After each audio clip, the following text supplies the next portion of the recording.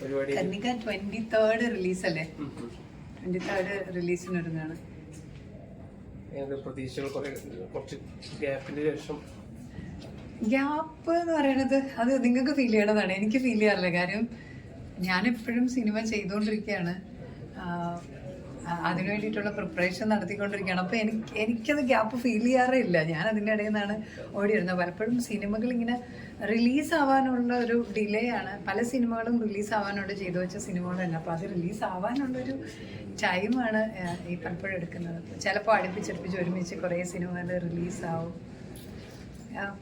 ഈ കർണികയും ഇങ്ങനത്തെ ഒരു കോസ്റ്റ്യൂമിലൊക്കെ പോസ്റ്റർ കാണുമ്പോൾ തന്നെ ആൾക്കാർ ഇപ്പം ലേറ്റസ്റ്റ് ആയിട്ട് റിലീസിന് വരുന്ന മണിച്ചിത്രത്താഴ്, അപ്പൊ അതിനൊരു സിമിലാരിറ്റി എന്തെങ്കിലും ഉണ്ടോ ശരിക്കും? അങ്ങനെ എന്തെങ്കിലും നിങ്ങൾ എന്തിനാണ് ക്ലാസിക് ഒരിക്കലും ഒരു സിനിമ മറ്റൊരു സിനിമയായിട്ട് കമ്പയർ ചെയ്യല്ലേ?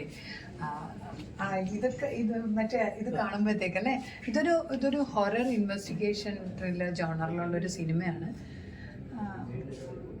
രസകരമായിട്ടുള്ള ഒരു സബ്ജക്റ്റാണ്. തീർച്ചയായിട്ടും അത് പ്രേക്ഷകരെ എന്റർടൈൻ ചെയ്യിപ്പിക്കുമെന്ന് തന്നെയാണ് ഞങ്ങൾ എല്ലാവരും പ്രതീക്ഷിക്കുന്നത്.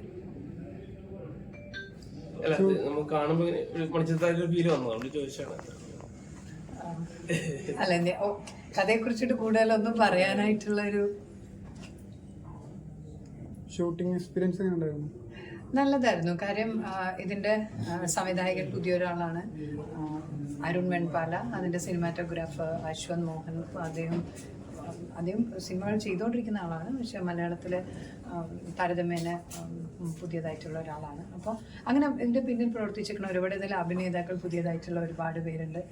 പിന്നെ അല്ലേ എനിക്ക് ഒരുപാട് സന്തോഷം, TG രവി ഇങ്ങോട്ട് കൂടെ അഭിനയിച്ചു. അപ്പോൾ അദ്ദേഹത്തിൻ്റെ മകളായിട്ടാണ് അതിൽ അഭിനയിക്കുന്നത്. എനിക്ക് ഒരുപാട് ഇഷ്ടമുള്ള, ഇതുവരെ വർക്ക് ചെയ്യാൻ പറ്റാതിരുന്ന ഒരു ആക്ടറായിരുന്നു അദ്ദേഹം. അപ്പോൾ സോഹൻ സാറാണ് ഈ പടം പ്രൊഡ്യൂസ് ചെയ്തേക്കുന്നത്. അങ്ങനെ കുറേ കാര്യങ്ങൾ. അപ്പോൾ എനിക്ക് വേണ്ടപ്പെട്ട ഒരുപാട് ആൾക്കാർ ഉള്ളൊരു സിനിമയാണ്. അപ്പോൾ ഇത്തരത്തിലൊരു സിനിമ ഒരുപാട് ആഗ്രഹിക്കുന്നു ഒരു കൂട്ടം ആൾക്കാർ, അല്ലെങ്കിൽ അത്തരത്തിലുള്ളൊരു സിനിമ, നല്ല സിനിമ വരണം എന്ന് സപ്പോർട്ട് ചെയ്തിട്ട് അത്രയും ഇനിഷ്യേറ്റീവ് എടുക്കുന്ന സോഹൻ സാറ് മുന്നോട്ട് വരുന്ന ഒരു പ്രോജക്റ്റ്. അതിൻ്റെ കൂടെ ട്രാവൽ ചെയ്ത ഒരാളാണ് ഞാൻ. ട്രാവൽ ചെയ്തത് ഇന്നിപ്പോൾ ഈ സിനിമ ഈ രീതിയിലേക്ക് വന്ന് നിൽക്കുമ്പോൾ ഒരുപാട് സന്തോഷമുണ്ട്.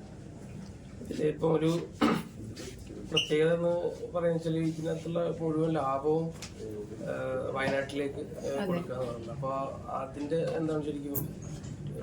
അത് തീർച്ചയായിട്ടും എപ്പോഴും നമ്മൾ ചെയ്തൊരു സിനിമ അതിൻ്റെ അത് മറ്റൊരു നല്ല കാര്യത്തിന് വേണ്ടിയിട്ട് അതിനെ സപ്പോർട്ട് ചെയ്യണമെന്ന് പറയുമ്പോൾ, അപ്പോൾ ഇതിൻ്റെ ഒരു തുടക്കം തന്നെ അങ്ങനെയായിരുന്നു. എൻ്റെ അടുത്ത് സോഹൻ സാറ് പറയണത് അങ്ങനെയായിരുന്നു.